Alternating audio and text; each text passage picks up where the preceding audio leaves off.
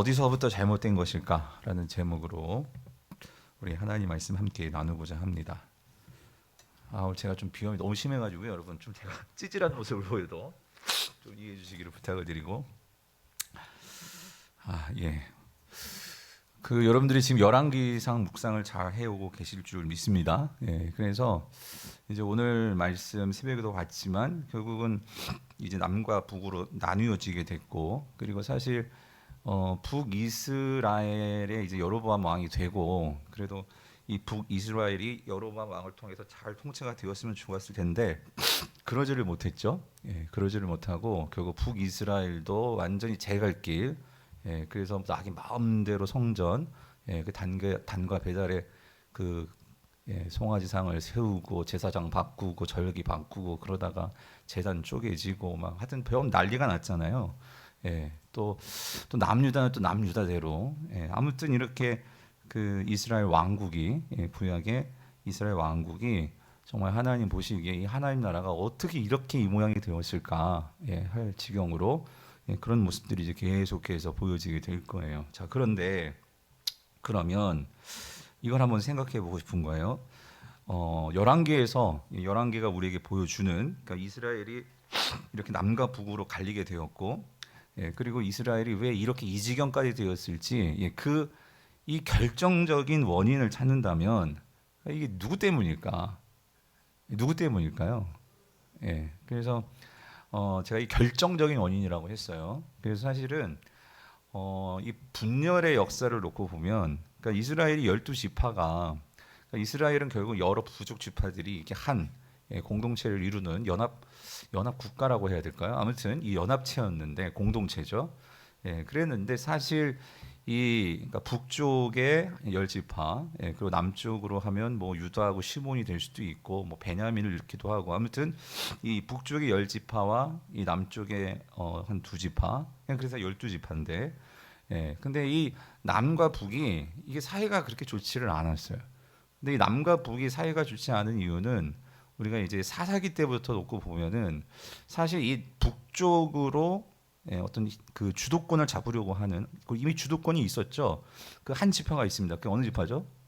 에브라임 지파. 그리고 남쪽을 대표하는 주도권을 갖는 이 지파는 누구죠? 이 유다 지파.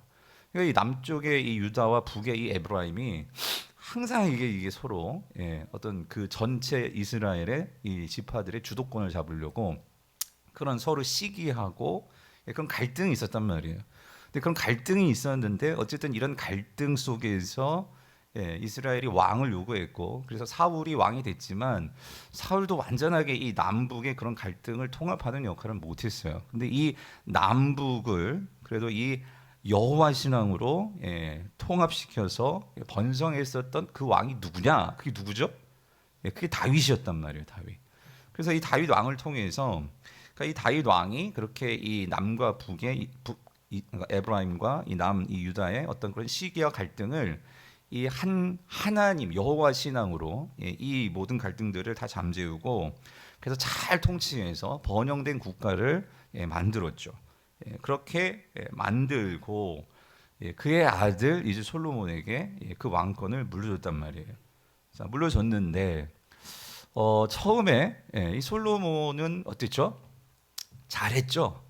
잘했다는 것은 그 아버지의 신앙을 잘 보고 본받아서 이 하나님을 사랑하고, 그리고 하나님을 섬기는 그 일에 정말 좋은 모습을 그의 통치 초기에는 잘 보여줬습니다. 근데 문제는 그가 아버지와 달랐던 점은 뭐냐면, 그가 점점 시간이 가고 이제 통치의 말에 들어가면서 이 점점 솔로몬이 어떻게 되었느냐? 타락했다는 거죠. 그리고 배도하게 되었다는 거죠. 그래서 성경은 이거를 우리에게, 이 열왕기는 우리에게 그거를 정확하게 이 기록해 놓고 보여주고 있단 말이죠. 자, 그렇다면 왜 솔로몬이 이 결정적으로 이렇게 변질되게 된 것일까? 처음부터 그러지 않았잖아요. 그럼 어떤 그 변질된 어떤 변곡점, 어떤 그 지점이 있을 거 아니에요. 그 원인이 뭐냐 그 소리죠. 자, 그랬을 때, 자, 오늘 본문이 이제 그거를 11장은 이걸 가지고 먼저 얘기를 합니다. 우리 1절을 같이 한번 볼게요. 1절 같이 읽겠습니다. 시작. 솔로몬 왕이 바로의 딸 외에 사랑하였으니 곧 모압과 암몬과 에돔과 시돈과 헷 여인이라예요. 자, 그래서 솔로몬이 결국 하나님을 버리고 우상숭에 빠져서 배도하게 된 그 원인이 뭐냐? 자, 오늘 본문은 그러니까 11장은 그러니까 솔로몬의 배도의 어떤 총 결산이라고 할 수 있는 장이 11장인데 그 11장에서 지금 딱 꼬집어서 말하는 건 뭐냐면 지금 솔로몬의 사랑의 대상에 문제가 생겼다 그 소리예요. 그래도 사랑의 대상이 누구로? 자, 처음에는 하나님이었는데 분명. 근데 이 솔로몬이 누구로 바뀌었냐면 자, 누구요? 이방의 많은 뭐예요? 여인들. 예. 이 여인들을 사랑하게 되었다 그 소리예요. 자, 근데 자, 여기에서 앞에서 이런 말을 하죠. 솔로몬이 자, 바로의 딸 외에 그랬어요. 그죠? 바로의 딸 외에. 예. 그래서 열왕기 저자는 이 바로의 딸 외에라는 표현을 이렇게 쓰고 있는데 이 말은 무엇을 의미하는 걸까요? 사실 그러니까 처음에 그래서 이 솔로몬이 처음 이제 왕이 되어서 그가 이제 통치를 시작하는 그 초기에 자, 어떤 일이 있었냐면 그 초기에 사실 솔로몬이 조금씩 어떤 그가 결국은 죄에 빠질 수밖에 없었던 그런 어떤 그 원인들이 사실 그 초기부터 조금씩 보여졌었어요. 근데 그게 뭐냐면 자, 열왕기 3장 1절을 보면 우리 3장 1절 같이 한번 읽어볼게요. 시작. 솔로몬이 애굽 왕 바로와 더불어 혼인 관계를 맺어 그의 딸을 맞이하고 다윗성에 데려다가 두고 자기의 왕궁과 여호와의 성전과 예루살렘 주위의 성의 공사가 끝나기를 기다리냐. 그러니까 뭐냐면 자, 이건 솔로몬이 왕정의 그 초기를 말하는 거죠. 근데 초기 때부터 사실은 조금 위험한 점이 있었어요. 근데 뭐냐면 자, 솔로몬이 자, 애굽 왕 바로와 더불어서 뭐란 거죠? 그러니까 혼인 관계를 맺었다. 그러니까 바로의 딸을 그러니까 그 왕비로 맞이한 거죠.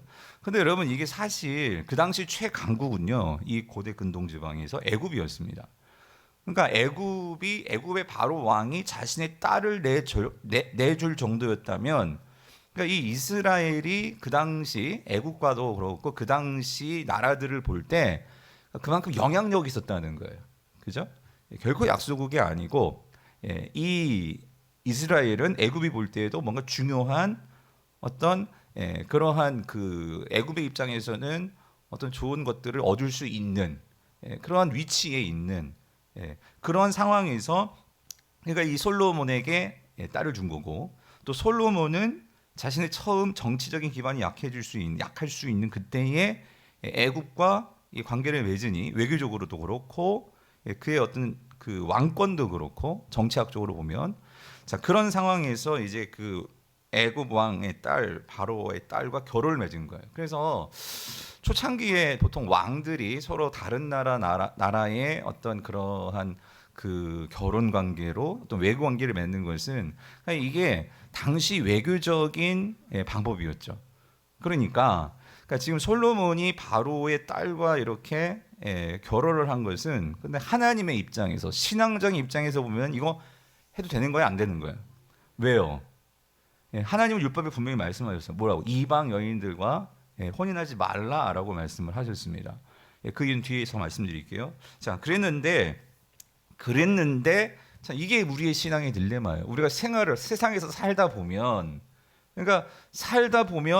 우리가 주변의 세상에 살아가는 사람들의 방식에 그런 방식을 자의반 타의반 어쨌든 그런 방식들을 쫓아가고 살게 되는 그러한 모습들이 있잖아요. 근데 이 솔로몬도 어찌됐든 지금 그렇게 되어진 거예요.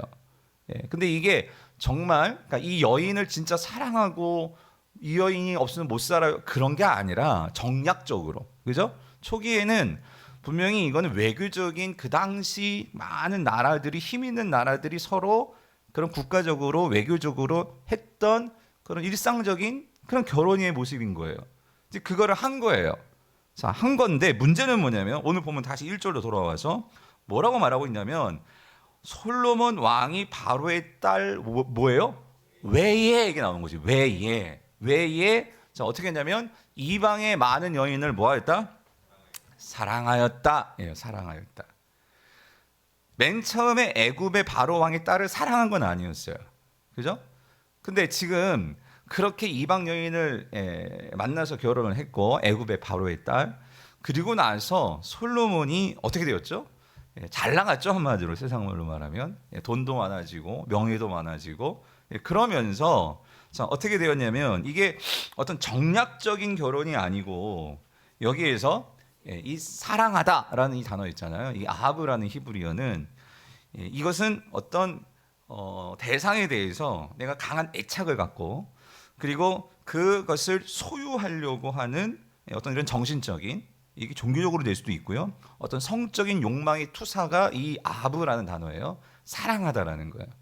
그러니까 여기서 지금 솔로몬이 보여주는 것은 바로에 따른 정략적으로 그가 사랑이 아니라 그러한 관례로, 외교적인 관례로 그렇게 했을지 모르지만 이게 이제 점점 시간이 지나면서 솔로몬이 어떻게 되었냐면 그가 지혜를 얻고 부귀를 얻고 영화를 얻고 명성을 얻어가면서 그의 통치 말기에는 이 솔로몬이 처음에는 하나님을 사랑하는 자였어요. 근데 그 사랑의 대상이 점점 어떻게 되었다는 거예요? 바뀌어 있더라는 거예요.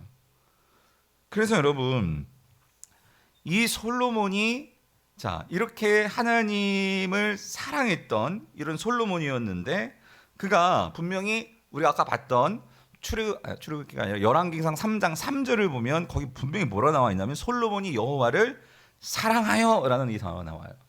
여호와를 사랑했다라고 말하는데 그 사랑했다라고 말하는 그 사랑이 그때도 아하브거든요. 이 아하브가 그 대상이 누구로 바뀌었냐면 이방의 많은 여인들로 바뀌어져 있더라는 거예요.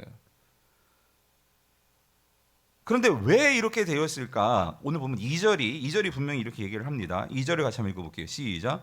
여호와께서 일찍이 이 여러 백성에게 대하여 이스라엘 자손에게 말씀하시기를 너희는 그들과 서로 통혼하지 말며 그들도 너희와 서로 통혼하게 하지 말라. 그들이 반드시 너희의 마음을 돌려 그들의 신들을 따르게 하리라 하였으나 솔로몬이 그들을 뭐예요? 그러니까 무슨 말이냐면 여기서 여호와께서 일찍이 이 말은 뭐냐면요, 이 출애굽기와 이 신명기 말씀을 말하는 거예요. 이미 모세를 통해서 율법을 주셨다 그 소리예요.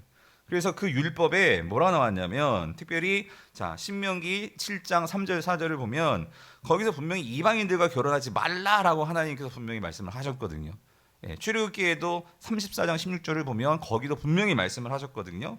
왜 그러냐면 그렇게 되었을 때 그 이방인들이 하나님 백성들의 마음을 돌이켜서 하나님으로부터 그 마음을 어떻게 빼앗아 갈 거다 라는 것을 하나님께서 아셨기 때문에 이방인들과의 결혼을 금하셨거든요.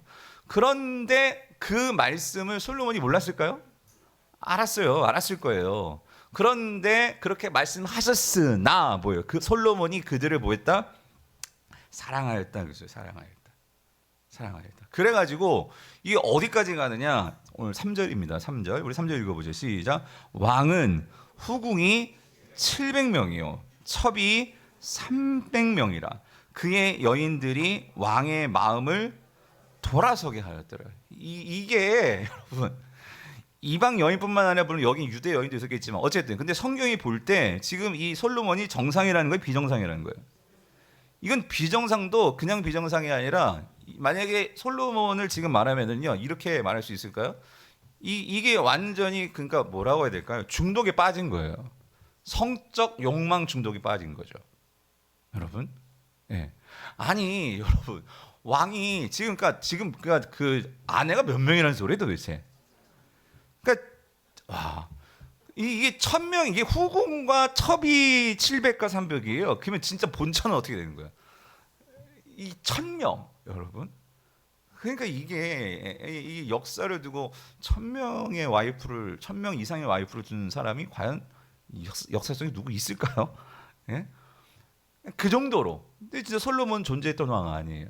그러니까 이건 볼 때 여기에는 분명히 이거는요 그 사랑이 그냥 어떤 우리가 로맨틱한 어떤 그런 사랑이라고 말할 수 없는 이거는요 중독입니다. 예, 중독이에요, 중독. 성도님들 우리 여기서 분명히 아실 게 있는데요. 우리가 정말로 사랑해야 될 것을 사랑하지 못하면은 결국 그 모습은 중독입니다. 그런데 우리가 솔로몬에게서 보게 되는 것은 뭐냐면은요. 그러니까 그게 처음에는요. 그러니까 정말 사랑해야 될 이 하나님을 잘 사랑했잖아요. 그렇죠? 그랬을 때 그가 얼마나 하나님 앞에서 신실함으로 성전을 짓고 얼마나 우리에게 그 귀한 모습들을 보여줬습니까? 그런데 아니 어떻게 이렇게 이런 중독에 빠지냐 말이에요. 자, 그런데 오늘 성경이 그 이유를 분명히 말해줘요. 4절 볼게요. 시작. 솔로몬의 나이가 많을 때에 그의 여인들이 그의 마음을 돌려 다른 신들을 따르게 하였으므로, 여기요, 왕의 마음이 그의 아버지 다윗의 마음과 같지 아니하여 그의 하나님 여호와 앞에 어떻게 해요? 여기 온전하지 못하였다는 단어 잘 보세요. 온전하지 못하였다. 근데 아버지와 비교를 하죠. 다윗과 비교를 하고 있어요. 그러니까 다윗의 마음과 같지 않았다. 그럼 다윗의 마음이 어땠을까요? 다윗은 그러니까 이거예요. 다윗이 중간에 실수도 있었어요. 그죠? 죄도 지었어요. 솔로몬은 다윗과 같은 죄는 안 지었습니다. 적어도 사람을 죽이거나, 그죠? 그런 죄는 안 했어요. 간음은 아니죠. 이건 어쨌든 정식적으로 아내로 맞이한 거니까.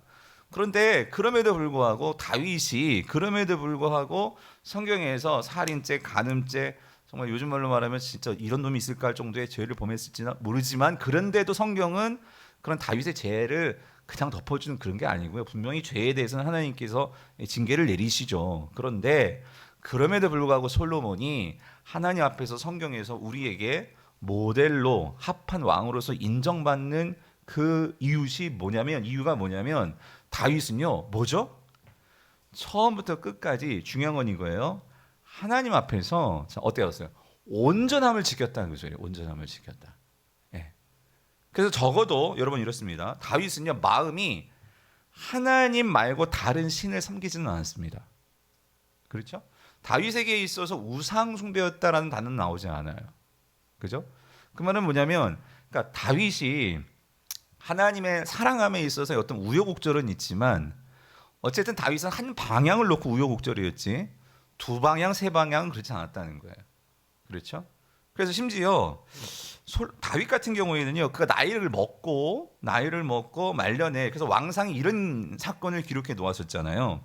우리가 왕상 1장 3절 4절을 보면, 그러니까 이스라엘 사방 영토 내에 아리따운 처녀를 구하던 중, 그러니까 다윗이 이제 힘도 없고 어떤 삶에 이제 나이가 이제 정말 늙어가지고 기력도 세우고 하니까 신하들이 어떻게 하였어요? 아리따운 처녀 구해가지고, 그렇잖아요. 왕에게 어떤 즐거움을, 요즘 지금 이 시대에 이제 우리 여성 성도님들에게 좀 너무 좀 이게 문화적으로는 별로 안 맞지만, 그 당시 고대 문화 속에서 어쨌든 왕이 견실하게 서야 되니까, 그래가지고 어쨌든 그러니까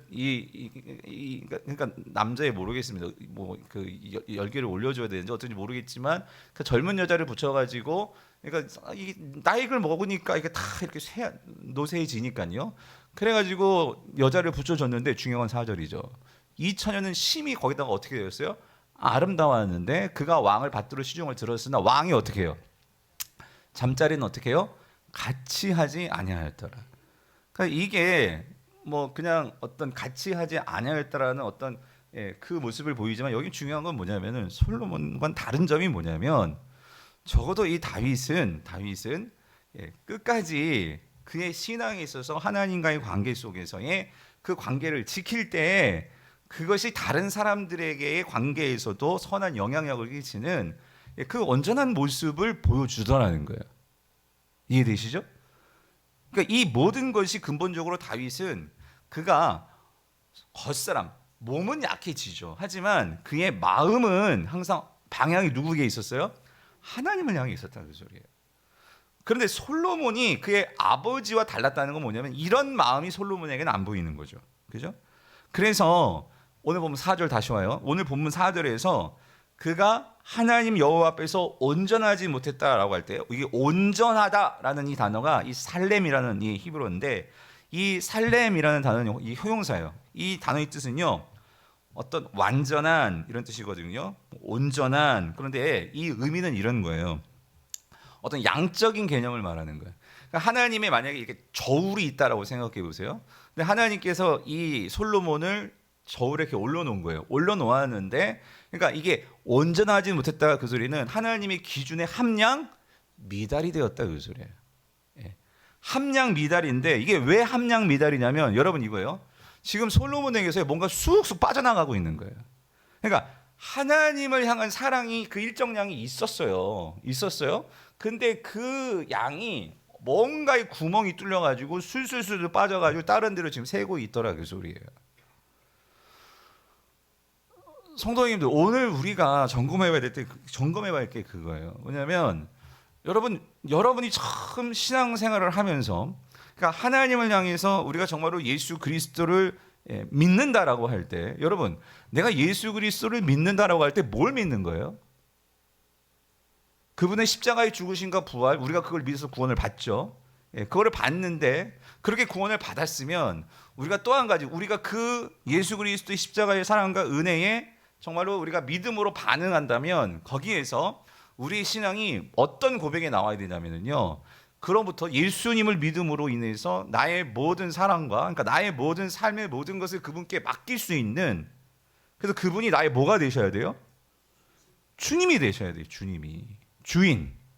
그렇죠?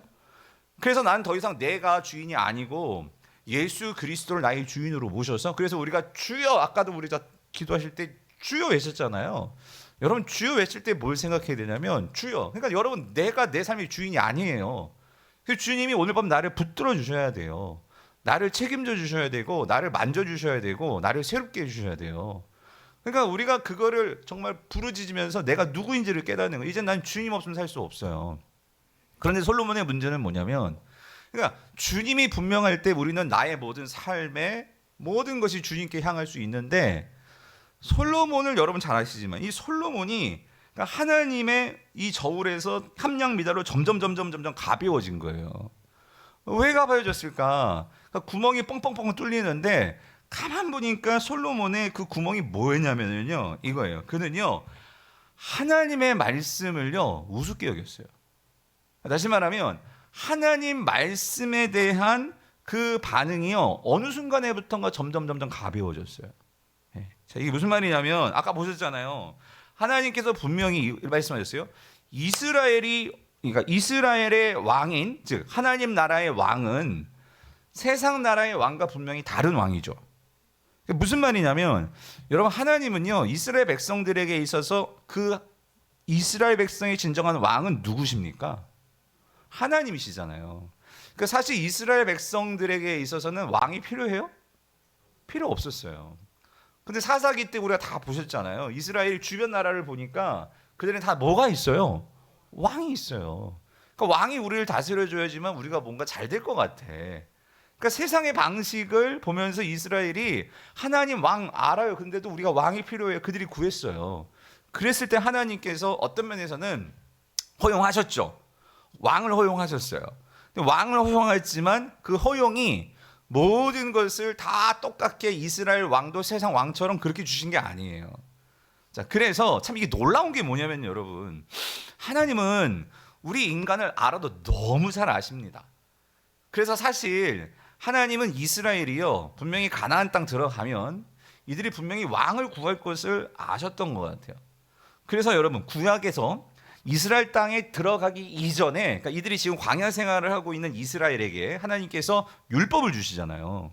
근데 율법을 주시는데 그 율법에 어떤 말씀이 있냐면, 참 이게 좀 놀라웠어요. 뭐냐면 왕에 대한 규례가 있어요. 그죠? 여러분 찾아보실래요? 우리 신명기, 여러분 직접 찾아보세요. 신명기 17장. 저는 이게 모세오경을 보면서 이때 참 놀라요. 왜냐하면 왕이 없는데 왜 왕의 규례를 신명기에서 주시는 걸까? 여러분 그런 질문 해보지 않으셨어요? 하셨을 거라고 생각이 들어요. 자, 신명기 17장 여러분 그 14절부터 보면은요, 거기 소제봉이 뭐라고 나와 있어요? 이스라엘의 왕이라고 나와 있단 말이에요. 근데 여러분, 이스라엘 왕은요, 자, 어디에 가야 비로소 나와요? 사무엘 상에 가야 비로소 나오는데, 그죠? 아직 여호수아도 안 왔고, 그렇잖아요? 사사기에도 안 왔어요. 아직 신명기예요, 신명기.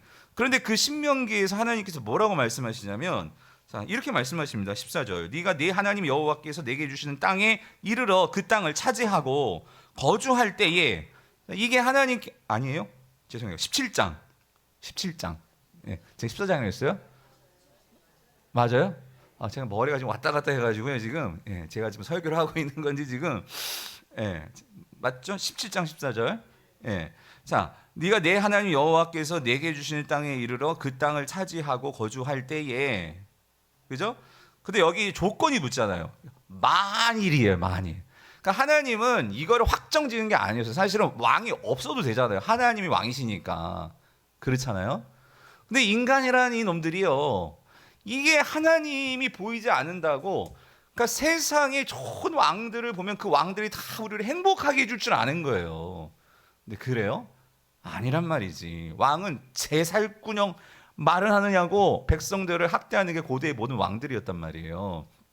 그런 걸 아시는데, 그래서 하나님께서 율법으로 못 박아 놓은 거예요. 만일 너희들이 그렇게 왕을 세운다면, 자, 그래서 주위, 이게 이거예요.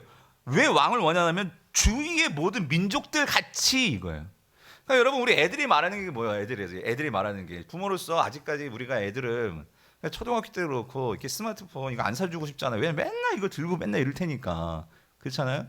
그래, 우리 집도 지금 계속 우리 아들 맨날 핸드폰 좀 신형으로 사주고 계속 미루고 그냥 누구네 집 거 얻어다 주고 하고 그러고 있었는데, 망가질 때까지 안 해주려고.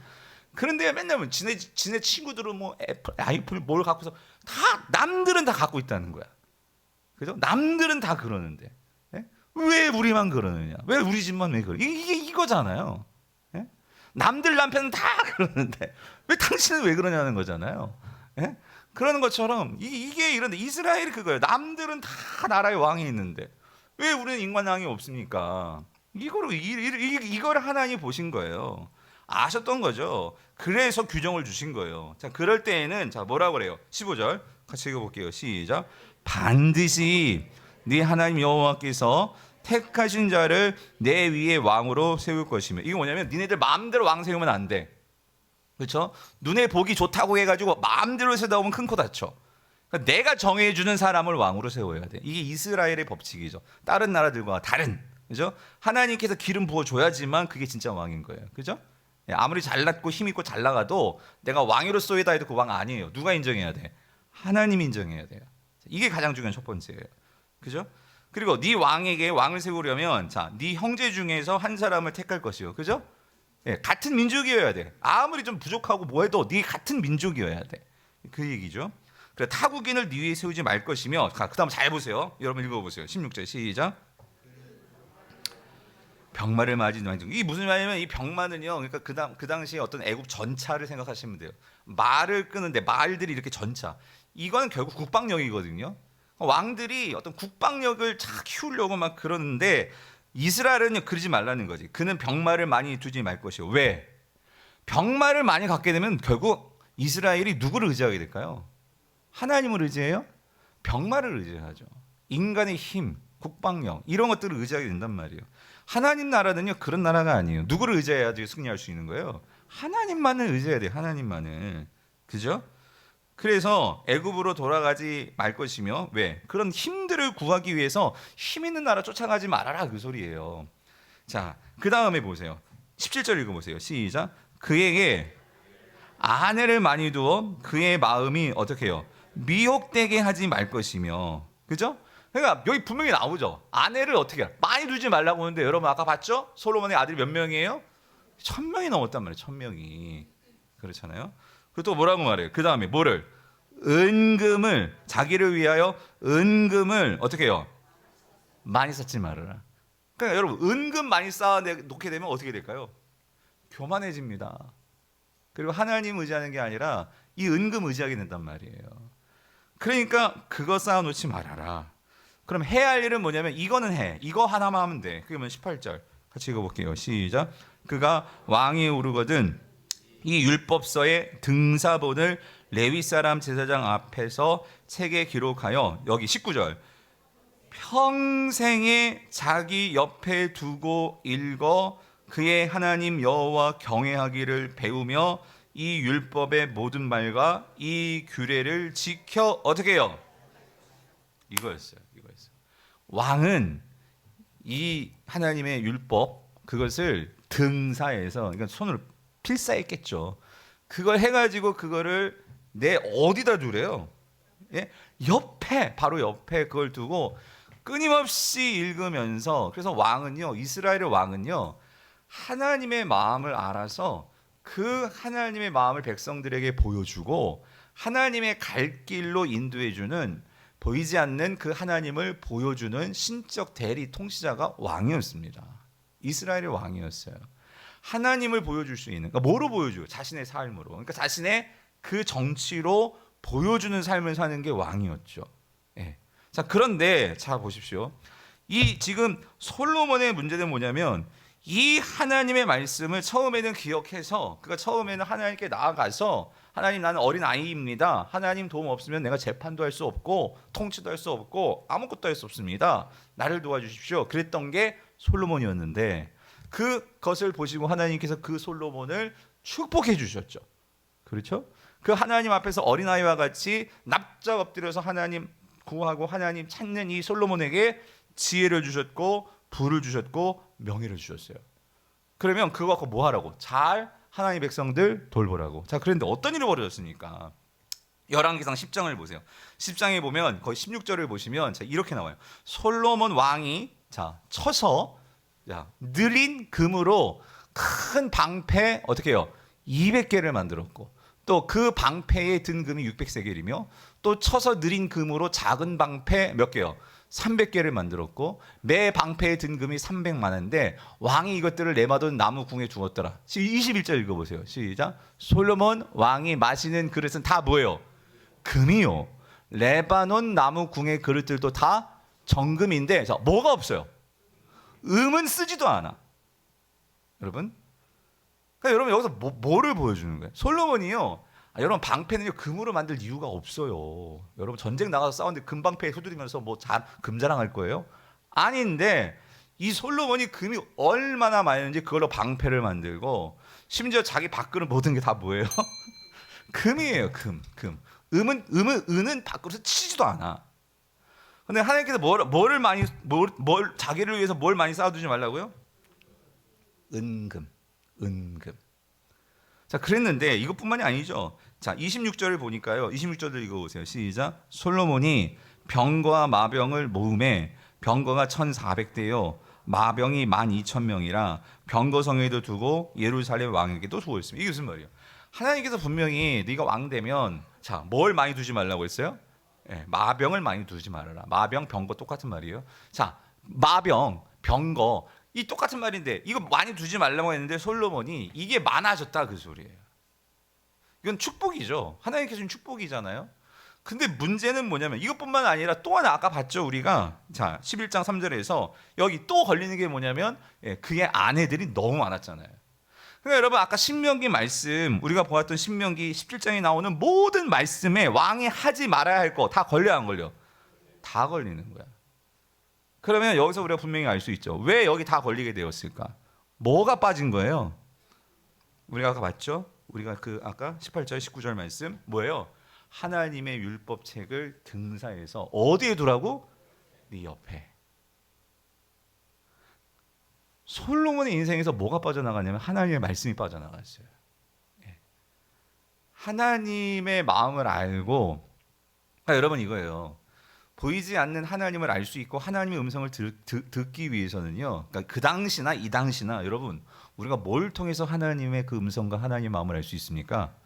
말씀이잖아요. 기록된 말씀. 그죠? 이 말씀을 옆에 두고, 이 말은 그 말씀과 가까이 하고 그 말씀으로 나를 채워야 돼. 그렇죠? 왜냐하면 살다 보면은요 이 세상이 우리에게 막 구멍을 뚫어요. 막 이걸 가져야 되지 않겠니? 이 방식으로 살아야 되지 않겠니? 사단은요 여러분의 약점을 너무나 잘 알아요. 그래서 그거를 구멍 냅니다 거기에. 그런데 그 구멍 낼 때에 이제 거기서부터 하나님의 사랑이 쑥쑥 빠져나가거든요. 그런데 그 구멍 낼 때에 그걸 메울 수 있는 거는 뭐로 메울 수 있는 거예요? 말씀이에요. 살았고 운동력 있는 말씀이 있어야 우리가 혼과 영과 간절과 골수를 찔러 쪼개면서 그거를 우리가 새롭게 그걸 채울 수가 있는데, 근데 솔로몬에게는요 채워지는 말씀이 없었어요. 어느 순간인가부터. 그렇죠? 그러니까 그가 어떻게 되는 거예요? 그의 삶이 가벼워지는 거예요. 삶이 가벼워지니까 결국 어때요? 결정적인 순간에 내가 딱 이걸 멈출 수 있는 브레이크를 내가 딱 걸 수 있어야 되는데, 가벼우니까 여기서 불면 이리로 확 날아가고 저기서 불면 절로 확 날아가고. 그래서 여러분 시편 말씀이 딱 맞아요. 여러분 시편 1편 4절 5절이 뭐라고 말하냐면 악인들은 그렇지 아니하며 오직 바람에 나는 뭐와 같도다? 여러분 겨는요 여기서 후 불면 어디로 날아가요? 절로 날아가요. 저기서 후 부면 올라와요. 일로 날라와요. 그렇죠? 이게 겨잖아요. 그래서 그러므로 악인들은 뭘 견디지 못해요? 하나님의 심판을 견디지 못하고 결국 죄인들이 의인들의 모임에 결국 못해요? 들지 못한다는 거예요. 그러니까 성도님들, 하나님의 온전하지 못한다는 것은 함량미달이라고 했잖아요. 그러니까 왜 함량미달이냐? 여러분 결국 이거예요. 하나님의 말씀으로 우리의 그 중량을 채워야지만 우리가 견고하게 서서 어떤 것이 와도, 여러분 이거예요. 그러니까 우리가 이 세상을 살 때 여러분 왜 은금이 필요가 없겠습니까? 왜 우리에게 마병이 왜 필요 없겠냐고요. 이스라엘도 싸워야 될 거 아니에요. 왜 우리에게 아내가 왜 필요하지 않겠냐고요. 하나님께서 그런 것들 주십니다. 근데 문제는 뭐냐면 이거예요. 내 삶에 하나님의 말씀으로 중량을 채워가지고 내가 브레이크를 걸 때 딱딱 서려면 이게 딱 무게중심이 맞아야 되는데 그게 없으면은요, 내가 갑자기 내 삶에 막 그냥 여자가 몰려와요. 내 삶에 막 은금이 몰려와요. 내 삶에 막 변거들이 몰려와요. 그러면 거기에서 내가 어디에서 멈추고 어디에서 가야 하는지를 분별할 수 있어야 되는데, 하나님의 말씀이 없으면 우리가 거기에 여기서 호흡 불면 절로 날아가고 여기서 호흡 불면 절로 날아가고, 그게 우리 인생이라는 거예요. 여러분 여기 솔직히 돈 싫어할 사람이 누가 있겠습니까? 저 돈 좋아하고. 여러분 돈 싫어합니까? 여기에 누가 막 나에게 막 그런 권력을 준다고 할 때, 권력이 뭐예요? 내가 한마디 하면 모든 사람들이 내 말에 왔다 갔다 하는 게 권력이에요. 난 앉아만 있어도 돼. 얼마나 편하고 얼마나 좋아요. 그런데 거기에 내가 정말 돌같이, 뭐 우리가 최영장은 금보기를 돌덩이처럼 봐라. 여러분 금이 어떻게 돌덩이로 보여요? 금은 금이지. 그런데 여러분 이게 되려면 그 성경은 말하는 거예요. 왕에게, 특별히 왕에게 조심해라. 은, 금, 여자, 그리고 이 북방령 말을 좋아하지 말어. 이게 뭐냐면은 말 좋아하지 마라. 그 말은 뭐냐면은요, 내가요 어떤 자리에 있으면은요, 우리나라 강해져야 되니까 병거가 필요하잖아요. 또 아까 봤잖아요. 외국 나라들, 외국과 좋은 외교를 가지려면은 외국 여자들 아내로 삼아야 돼요. 그리고 내가 정말 뭔가 이 백성들 잘 먹이려면 은금이 있어야죠. 그런데 이게 어느 순간인가 하나님께서 그렇게 하라고 주셨는데, 하나님이 빠져버리고 그것들만 보이니까, 하나님이 없으니까 이제 다 그 누구 거? 누구 거? 내 거가 되는 거예요. 내 거가. 그래서 여러분 성경은요, 신약에서도 우리 이렇게 말해요. 요한일서 2장 15절 17절을 보니까 사도 요한이 뭐라고 얘기하냐면요, 이렇게 얘기해요. 이 세상이나 세상에 있는 것들을 뭐 하지 말라? 사랑하지 말라요. 사랑하지 말라. 왜 그러냐면, 누구든지 세상을 사랑하면 아버지의 사랑이 그 안에 어떻게 해요? 있지 아니에요. 이거 잘 한번 해석해 보세요. 이게 무슨 말이에요? 세상에 있는 것들을 사랑하지 말라 그랬어요. 그렇죠? 여기서 사랑한다는 것은 여러분 좋은 의미의 사랑을 지금 말하는 게 아니라, 그러니까 이거예요. 내가 진짜 사랑할 것을 사랑하면서 내가 이 세상에 있는 것도 사랑해야 돼요. 그런데 그 다음 말이 중요한 거예요. 누구든지 세상을 사랑하면 이거예요. 아버지의 사랑이 그 안에 있지 아니하다. 이게 무슨 말이죠? 아버지의 사랑이 그 안에 있지 하다. 이게 무슨 말이에요?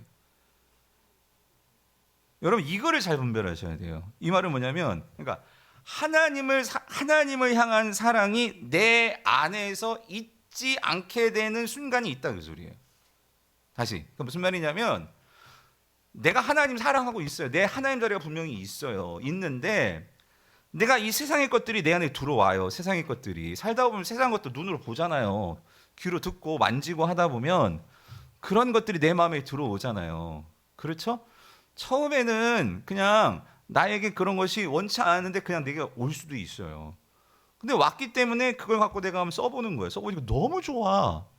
그러다 보니까 쓰다 보니까 사람이 그래요. 좋고 편하면 또 내가 전혀 그걸 몰랐는데 이제 그걸 알게 되면 막 눈에 들어와요. 또 다른 그런 종류의 더 좋은 것은 없나?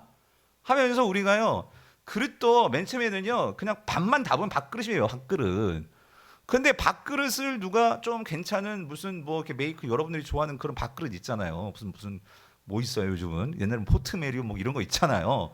예, 그런 거 막 예쁘고 막 이런 게 들어오면 사람이 이제 그걸 갖다 줘가지고 몇 개 생기고 하다 보면 막 그걸 모으고 싶고 더 좋은 그릇이 막 눈에 들어오고 하다 보면 이 인간의 욕심이 들어가게 되면 밥만 담으면 되는 밥그릇이 이제 밥만 담는 밥그릇이 아니라 뭐예요? 밥그릇은 눈에 안 들어와. 그러니까 그릇들이 눈에 들어오면서 어떻게 내 마음이요.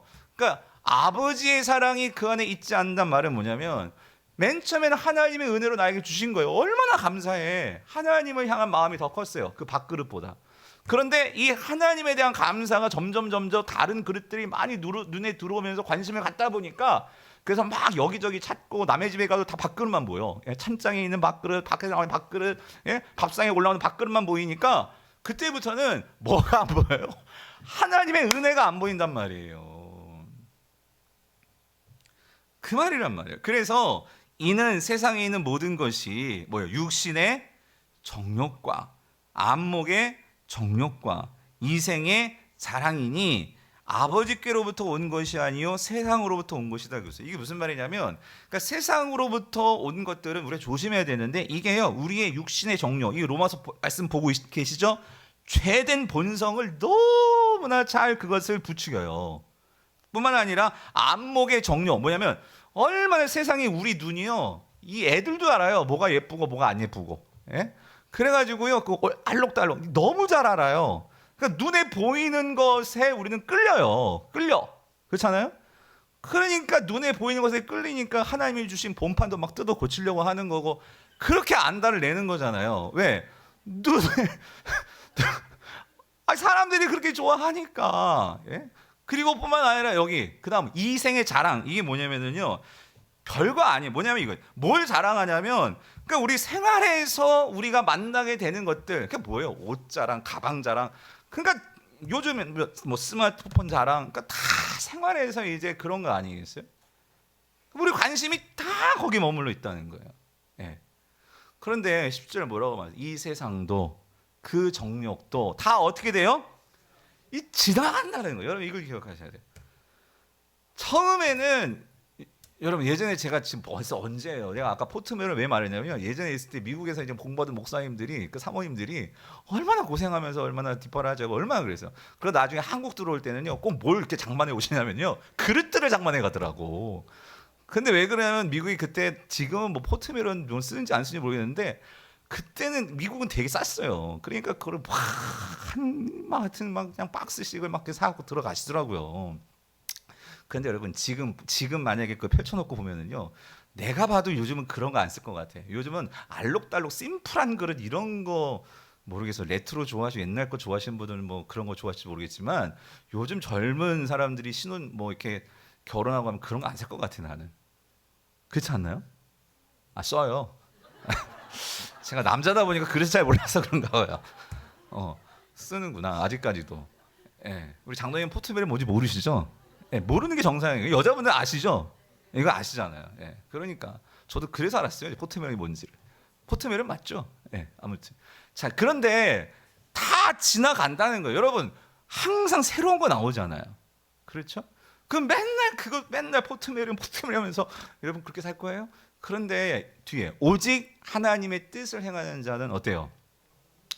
영원히 거하느니라. 이 말은 뭐냐면 여러분 내가 겨와 같은 자들은요 항상 지나가는 것들을 쫓아다니면서 사는 거예요. 그런데 하나님의 말씀으로 분별력이 생기고 그러니까 우리가 이 땅에서는 우리가 한 번뿐인 인생을 정말 뭘 위해서 살아야 될지 여러분 우리가 이 땅에서 한 번뿐인 삶이지만 우리의 삶은 영원한 삶입니다. 아멘이십니까? 그래서 우리의 육체는요 지금 우리는 썩어 없어진다고 하지만 우리의 이 몸은요 지금 뭘 바라보면서 살아야 하면 영원을 바라보면서 살아야 돼요. 그래서 하나님께서 이 땅에서 육체를 주신 거는요 우리는 하나님 나라 가서 살 사람들이기 때문에 이 땅에서부터 하나님 나라의 방식과 그 삶을 연습해야 돼요 여러분. 그래야지만 우리는 정말 하나님의 나라를 사랑하고 그 나라를 소망하면서 살게 되지 이 땅의 것들 육신의 정욕, 안목의 정욕, 이상의 자랑에 마음을 두고 살면 그것들은 다 지나가고 없을 것인데 그래서 그건 한마디 다 허무한 것인데 그래서 여러분 너무나 기가 찬 게 뭐냐면요 결국 자, 우리의 인생은 이래요. 여러분 이 사람은 기독교 학자는 아니지만 사피엔스라는 이 유대교 역사학자인 이 유발 하라리가 이런 말을 썼어요. 그 책에서 사피엔스 뭐라고 썼냐면 우리는 스스로를 신으로 만들면서 아무에게도 책임을 느끼지 않는다. 오로지 자신의 안락함과 즐거움 외에는 추구하는 것이 거의 없지만 그럼에도 결코 만족하지 못한다 그 소리예요. 이게 무슨 말이냐면 요즘은요 인간이 신이 돼가지고요 막 남자 여자 성도 막 지 마음대로 바꾸고 뭐 유전자 조작을 해가지고 막 새로운 종도 만들고 막 그렇게 되어버렸어요. 인간이 신이 되어버리는 거예요. 그런데도 불구하고 그렇게 신이 됐는데도 불구하고 인간들은요 이 세상 속에서요 만족하지를 못해요. 다시 말하면 그렇게 뛰어나게 모든 것을 갖고 모든 것을 누린다 할지라도 그 인간들이 하나님을 정말 만나지 못하면 진짜 신을 만나지 못하면 자기가 신이 됐는데도 결국 그 인생에서 뭘 느끼냐면요 허무를 느끼다는 거예요. 허무. 그런데 이 허무를 결국 말한 자가 누구냐면 그게 누구예요? 솔로몬이라는 거예요. 솔로몬. 그 솔로몬이 전도서에서 뭐라고 말하고 있냐면 1장 1절에서 3절 다윗의 아들 예루살렘의 왕 전도자. 이게 누구냐면 솔로몬이란 말이에요. 다윗의 아들 솔로몬이잖아요. 뭐라고 말해요? 전도자가 이르되 뭐래요? 헛되며 헛되니 모든 것이 다 뭐예요? 헛되도다. 왜? 해 아래서 수고하는 모든 수고가 사람에게 도대체 뭐가 유익하냐? 예? 그러니까 내가 그렇게 행복하려고 그렇게 내가 열심히 공부해서 이 학교 들어갔고 이 직장 들어갔고 했는데 그런데 이게 진짜 나의 삶에 행복을 주던가? 내가 진짜 그렇게 힘들게 정말 꾹꾹 참아가면서 정말 그 하여튼 대재벌 그룹에 며느리로 들어갔는데 이게 정말 행복한 건가? 행복했으면 왜 이혼 안 하겠어요 그 사람들이? 여러분 그렇지 않아요? 그렇게 재벌 가문 결혼해가지고 행복하게 살아야지 왜 이혼하고 왜 그러냐 말이에요. 그러니까 뭐냐면 우리는 뭐 재벌 가문을 뭐 경험해보지 못해서 모르지만 TV 나오니까만 하는 얘기예요. 뭐라고 말하냐면 솔로몬은요 여러분 다 경험해봤잖아. 그렇죠? 부도 경험해보고 명예도 경험해보고 여자가 1000명씩이나 됐어요. 뭐 여자 자기 안에 이름도 다 못 외웠을 것 같아요 저는. 예? 애들은 또 어떻게 했겠어요? 애들은 또 얼마나 많았겠어요 여러분. 그러니까 이게 뭐가 유익한가? 근데 여러분 놀라운 게요. 이 전도서는 솔로몬이 사실 여러분 전도서는요 솔로몬의 반성문이에요. 여러분 그거 아세요? 그 인생을 돌아보면서 그러니까 내가 정말 헛살았구나. 그런데 그 마지막에 자신의 자녀들에게 너희들은 이렇게 살지 말어 하면서 써준 게 그게 전도서예요. 그래서 그가 정말 인생을 돌아보면서 내가 잘못 살았다 하는 것을 정말 반성하면서 그가 쓴 마지막 결론이 뭐냐면 결론이 이거예요. 전도서 12장 13절 14절 이게 마지막 절이에요. 전도서 뭐라고 말해요? 일의 결국을 다 들었으니 자 뭐래요? 하나님을 경외하고 그게 뭐예요? 그의 명령들을 지킬지어다. 이것이 모든 사람의 뭐라고요? 본분이다. 이 말은 모든 사람이 헛되지 않을 수 있는 이게 가장 중요한 이게 알맹이고 고갱이고 이게 핵심이다 그 소리 핵심. 내가 이걸 놓쳤다 그래서 말년에 그렇죠? 그래서 하나님은 모든 행위와 모든 은밀한 일을 선악간에 뭐 한다고요? 심판하시니라. 그래서 여러분 솔로몬이 저는 이런 생각해요. 왜 전도서를 마지막에 이렇게 반성문을 쓰면서 그가 우리에게까지 이렇게 인생이 어떻게 살아야지 헛되지 않은지를 우리에게 적어주는 것일까? 그 이유가 있더라고요. 그건 뭐냐면 저는 그 이유가 오늘 본문의 이것 때문이라고 생각이 들어요. 그가 하나님의 심판을 받았습니다. 징계를 받았습니다.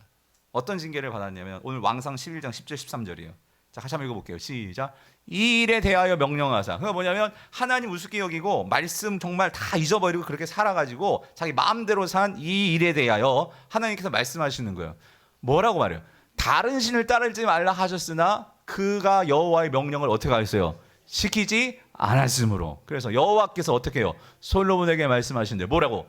네가 이러한 일이 있었고 또 네가 내 언약과 내게 명한 법도를 지키지 아니하였으니까 자 어떻게 하겠다? 내가 반드시 이 나라를 내게서 빼앗아서 네 신하에게 줄 거야. 그게 누구예요?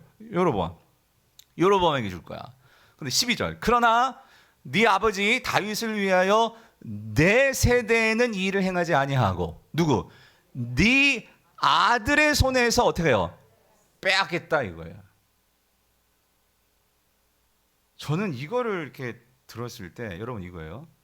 솔로몬이 이 하나님의 징계를 듣고 그러니까 르호보암을 봤을 거 아니에요. 르호보암뿐만 아니라 그러니까 근데 왕이 서의 1위는 르호보암이란 말이에요. 르호보암. 그러니까 르호보암을 볼 때 어떤 마음이 들었을까? 여러분, 자녀로서 하나님께서 이거예요. 차라리 나를 치시지 내가 네 아들을 치겠다. 네 아들을 완전 쫄딱 망하게 할 거다.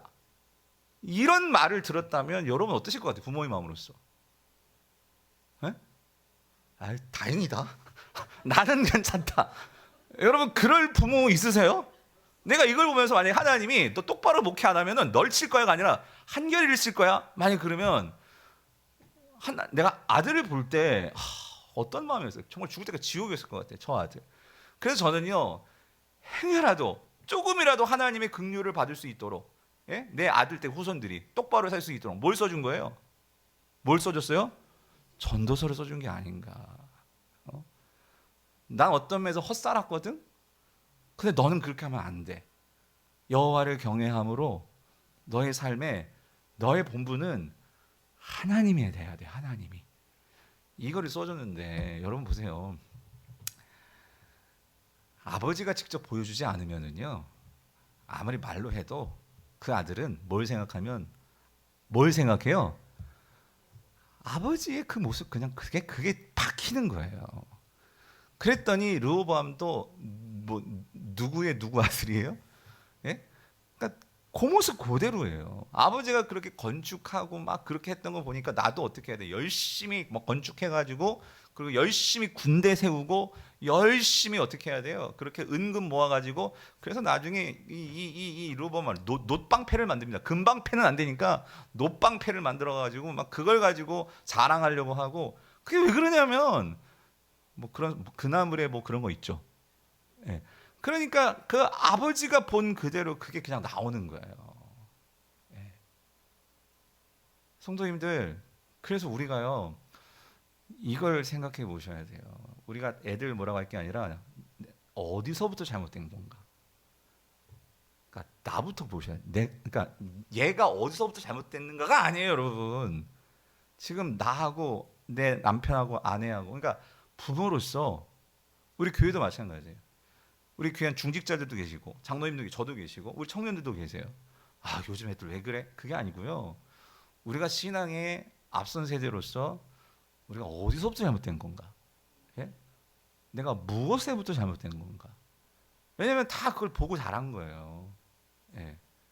그런 면에서 우리가 우리 자신을 돌아보고 오늘 솔로몬이 우리에게 주시는 말처럼 정말 우리가 헛되고 모든 것이 헛된데 정말 우리는 무엇에 무게감을 두고 내가 이 온전함을 향해서 나아가느냐. 오늘 저와 여러분들은 이거를 생각해야 될 줄 믿습니다. 그래서 여러분, 사도 바울은요 우리에게 이렇게 얘기합니다. 마지막 이 말씀만 읽고 마칠게요. 자, 그래서 우리가요 하나님이 주신 우리의 이 몸을 이 육체의 정욕과 이 세상의 안목의 정욕과 이생의 자랑의 몸을 그렇게 내어줄 것이 아니고요. 어떻게 되느냐? 로마서 6장 12절부터 14절 같이 한번 읽어볼게요. 시작. 그러나 너희는 죄가 너희 죽을 몸을 지배하지 못하게 하여 몸의 사욕에 뭐하지 말라고요? 순종하지 말어. 이거예요. 그러니까 내 육체와 내 몸이 그렇게 요구하는 대로 거기에 덥석덥석 그렇게 순종하고 그렇게 따라가지 말어. 13절. 너희 지체를 그런 불의의 무기로 죄에게 내주지 말어. 왜 그러냐면 우리는 새로운 몸이 되었어요. 하나님이 새로운 것이 되었어요. 아멘이십니까? 너희를 자신을 죽은 자 가운데서 다시 살아난 자 같이 너희 자신을 하나님께 드리며 너희 지체를 의의 무기로 하나님께 어떻게 해요? 드리라, 그 소리예요. 죄가 너희를 주장하지 못하리니 이는 너희가 법 아래 있지 아니하고 어떻게 해요? 은혜 아래 있습니다. 여러분, 우리가 은혜 아래 지금까지도 살아왔고 우리는 은혜로 사는 것을 기억해야 돼요. 솔로몬이 하나님의 은혜를 잊어버렸어요. 말씀과 멀어지면 당연히 은혜를 잊어버리게 되는 거예요. 그러면은 내가 잘났다 생각하고 결국 솔로몬이 그래서 그렇게 되는 거죠. 바라기는 오늘 모든 성도님들은 그래서 우리가 어디서부터 지금 내가 잘못했나, 그걸 여러분들이 잘 돌아보시고 그래서 우리가 정말로 하나님 말씀으로 은혜의 이 무게감을 가지고 여러분들 하나님 앞에서 온전하게 살아가시는 저와 여러분 될 수 있기를 여러분 축원합니다.